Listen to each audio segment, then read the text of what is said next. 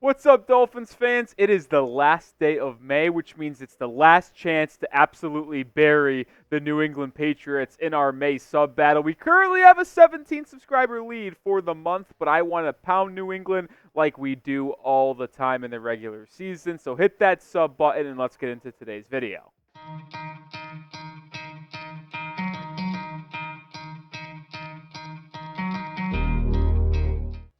Welcome into Dolphins Today by Chat Sports. I am Nic Rohloff, and on today's show, post-June 1st, free agent targets. Yes, it's still May 31st, but post-June 1st is tomorrow, which means, well, the Dolphins get more cap space, and they can use it to sign some free agents. So let's take a look at some targets, including one person who is not actually a free agent yet, but I believe could be cut after tomorrow's June 1st deadline, if you will. But remember, the Dolphins get $18.5 million in cap space due to Xavier Howard's money coming off the books. So they now have an additional $18 million to spend in NFL free agency. And our number one free agent target is not going to be, I guess, straight away from in the most previous times we've talked about targets for Miami. It's still Greg Van Roten, the offensive guard who played his football for the Las Vegas Raiders a year ago. And if we're just going to be honest here, I hate to beat a dead horse because that's all we've done over the past week and a half when talking about this Dolphins roster and what free agents they could sign. But the right guard spot just remains the top priority, man. It is the worst spot on this entire Dolphins roster. And specifically looking at the offensive line, I'm comfortable with Aaron Brewer at center. I'm comfortable with your two tackles and your depth there, really, with Patrick Paul and Kendall Lamb. Isaiah Wynn's sketchy, but Robert Jones, Jack Driscoll, Liam Eichenberg, Lester Cotton, who's going to win that right guard battle this summer? I don't really have confidence in either of those people. So I'm looking towards Greg Van Roten, who had a career year for the Raiders a year ago, playing 17 games at that right guard spot. You see the PFF grades up there. No penalties either is very nice, and those PFF numbers for interior offensive linemen ranked in the top 10 in the entire National Football League. He is someone that I hope the Dolphins sign pretty early after June 1st, and honestly, hopefully early next week. It's I'm pretty sure if I understand this correctly, June 2nd is the real date where you get that money. So I'll be honest, Monday, Tuesday, Wednesday, I get it. You might want to give it 1 week to see what you have in mandatory minicamp running from June 4th to June 6th. But I would sign him and strike while the iron's hot before other teams getting new cap space, because the Dolphins aren't the only other team getting more money to spend. They might strike on Greg Van Roten, but I'd love to see Chris Grier get the job done before other teams try to snatch him up.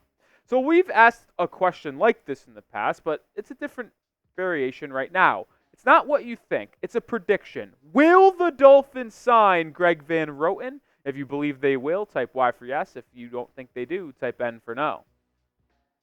Number 2, and we haven't talked about him in a little bit, but Justin Simmons, the safety formerly of the Denver Broncos. And you guys know that for my second biggest need for Miami, it is to get more depth on that safety room, and Justin Simmons would be as elite as a third safety as you could possibly find in the National Football League. Your top 2 guys are fantastic. Javon Holland and Jordan Poyer form a top 5 safety duo in the NFL. The issue I have is the depth behind them. Elijah Campbell, not so good. Patrick McMorris, a rookie from Cal out of the 6th round. And then 2 UDFAs in Colbert and Mark Perry. Now, Nick Needham is working in with the safeties as well as being a nickel corner, but your third guy and even your fourth guy, they are not up to par. And imagine if you somehow got an injury to Poyer or Holland. You would be absolutely done for. So bring in Simmons. You could run a lot of 3 safety packages. You'd also have someone just in case one of Poyer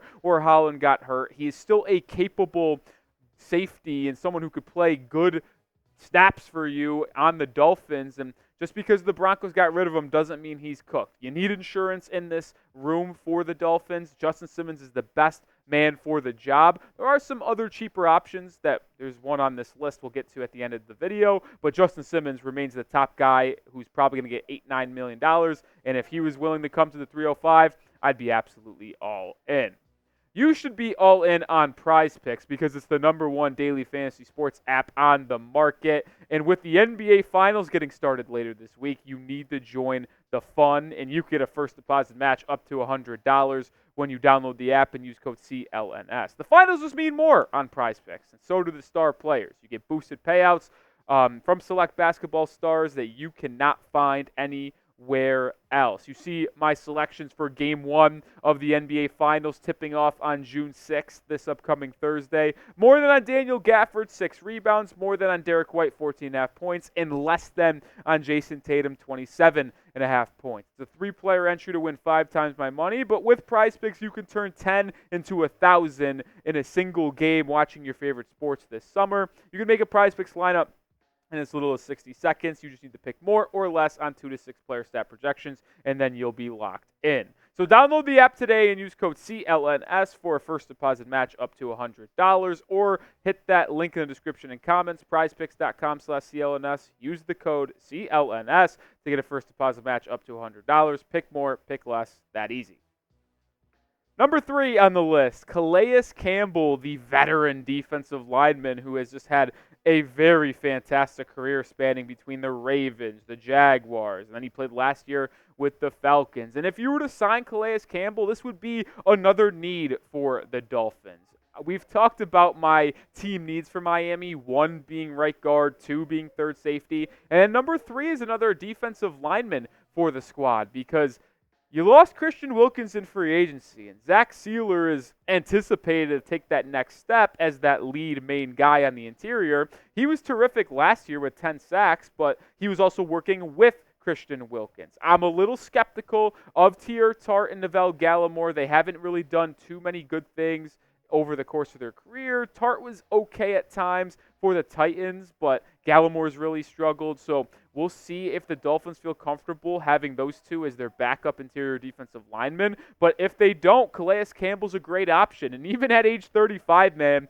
he's able to put out great numbers on a Falcons defense that really needed him to. 6.5 sacks, 10 TFLs. He can stop the run up the middle, but he can also get after the quarterback. He would be a perfect complementary piece to Zach Sealer. So you don't want to go the big route of getting a star player to replace Christian Wilkins. That's fine, but just get someone that can help Zach Sealer still have the production he had last year so it doesn't fall off a cliff because he's getting double-teamed by the interior offensive line that you're playing against. I think Calais Campbell would help you out quite a bit. So pick a free agent for me because Simmons and Campbell would both fit a need, but I want to know which one you would prefer. If it's Justin Simmons, type JS. If it's Calais Campbell, type those CCs. How about James Bradberry? And this is the one guy on this list that is not yet a free agent. He is still under contract and on the Philadelphia Eagles roster, but I don't think that will continue for much longer. I think Bradberry will either be cut or traded. We have talked about a possible James Bradberry trade in the past, but what if the Dolphins just wait for him to potentially get released and then you make that move? You might ask why he would get released. Well, the Eagles have really put a lot of resources into this cornerback room. I mean, they have Darius Slay. They drafted Cooper DeJean in the second round. They drafted Quinyon Mitchell in the first round. They also have Calais Ringo, Avonte Maddox. James Bradberry, my goodness, is on the way out of this room, and he did not play well last year. He just didn't. And when you have two guys get drafted as high as they did in DeJean and Mitchell, it would only make sense for Bradberry to be on his way out. So you might ask, well, if he's getting pushed out of Philly, who has been pretty good over the past couple seasons of evaluating talent, why would you sign James Bradberry? Well, he would give you a reliable third corner to put behind Jalen Ramsey and Kendall Fuller, because it's very similar to the safety situation for Miami. They've got two good starters, Ramsey and Fuller, but the depth behind them is in question. Nick Needham, Cam Smith, Siran Neal. Like, if an injury happens, you're screwed. But James Bradberry would at least be able to give you a little bit of confidence heading into training camp in the regular season, because if he got an injury, you know he can play. And he did decline quite a bit from 22 to 23, losing a lot of coverage grades and PFF eyes, but also giving up more completions and giving up more touchdowns. Yes, Bradberry struggled in 2023, but you would not be asking him to be a main starter guarding ones and twos on the outside, only come in for some snap pitch count and potentially if there's an injury. All right, last guy we're going to talk about today is Eddie Jackson, the former Chicago Bear. He is another safety, and this to me is like a low-tier, cheap third safety target you could go after if Justin Simmons is too expensive and you want to get someone for like $3-4 million for 1 year rather than paying Justin Simmons about $7 or $8 million. Eddie Jackson has had a very distinguished career in Chicago, and he was one of the best safeties, and he was the reason why that 2016-17 Bears defense was so dang elite. But he has battled a lot of injuries, and he has just not been able to stay on the field. And when he's been on the field, the injuries have caused him to lose a step both in the pass coverage game as well as in the run defense as well. It's unfortunate because he is a good player, and I think he could actually benefit in his career as being a third safety to just come in and play maybe 25 snaps a game and then be someone just in case of an injury for Miami. Don't know if Eddie Jackson wants that. He might still want to try to be a starter in this league as he's nearing the end of his career, but if he's okay coming off the bench and being just a part of a good room, Eddie Jackson for $3-4 million makes a lot of sense for me. Made 5 free agents here on today's show. There could be more coming available if there's guys that get cut, but name a free agent target that you want the Dolphins to sign before training camp. Drop it down below.